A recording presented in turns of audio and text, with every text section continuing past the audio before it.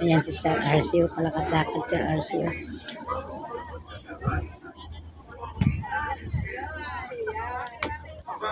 Hello, Sir RC. Hi! So, nandito tayo ngayon sa Monte Maria. We're located in Batangas City. So, nasa, I think, malayo ng konti to sa city, guys.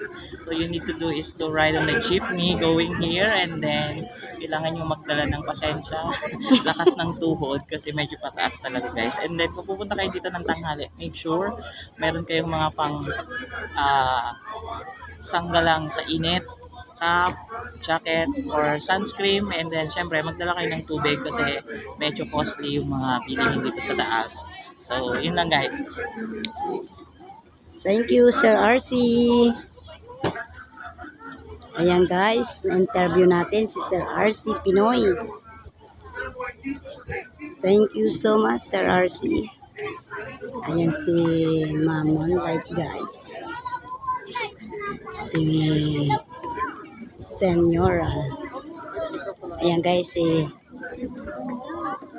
Marie Senyora, guys. Ayan. Nagkita-kita kami dito, guys.